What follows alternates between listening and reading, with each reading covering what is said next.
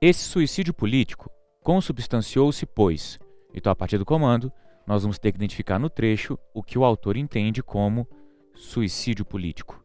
Vamos para o trecho. Com a convocação dos Estados Gerais em 1788, a aristocracia esperava completar o processo que esvaziaria a monarquia de seu poder absoluto. Seu cálculo, teoricamente correto, baseava-se na certeza de que controlaria todas as decisões dos Estados Gerais. Essa instituição tinha seus representantes eleitos internamente a cada ordem e, quando em funcionamento, a votação era em separado, correspondendo um voto a cada ordem. Mas, na prática, o cálculo da aristocracia revelou-se um verdadeiro suicídio político, para ela e para o regime que a representava. Então, a partir da leitura do texto, fica muito claro que o suicídio político foi a convocação dos Estados Gerais no contexto que antecedeu a Revolução Francesa. E por que os Estados Gerais foi um suicídio político para a aristocracia, para a nobreza? Pois, a partir dos Estados Gerais, nós temos o início da Revolução Francesa, que foi uma revolução liberal burguesa, e acabou retirando os privilégios dessa nobreza e encerrando também a monarquia absolutista na França. A partir dessa análise, vamos para as alternativas. Alternativa A. A aristocracia francesa, que defendia reformas nas obrigações civis, objetivando ampliar os ganhos tributários do Estado, foi forçada a aceitar o fim dos privilégios fiscais da nobreza togada e do baixo clero. A alternativa A, ela está errada, entendendo que a aristocracia nos Estados Gerais não foi forçada a aceitar o fim dos privilégios fiscais da nobreza togada e do baixo clero.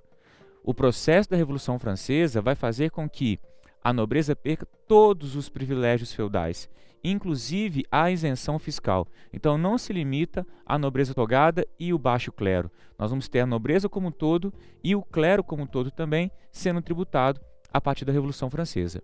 Então a alternativa A está errada. Alternativa B.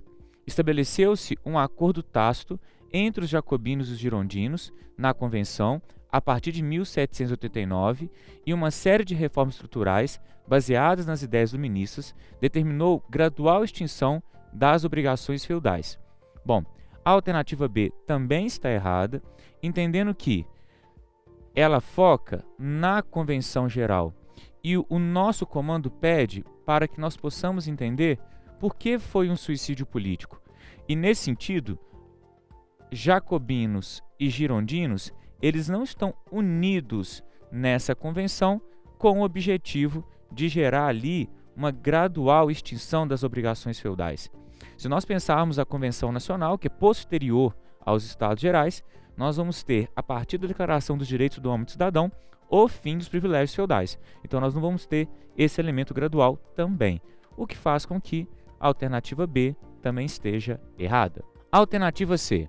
As reformas políticas propostas pela aristocracia geraram uma maior participação das camadas sociais presentes no terceiro estado, em especial a alta burguesia, que comandou o Comitê de Salvação Pública em 1789.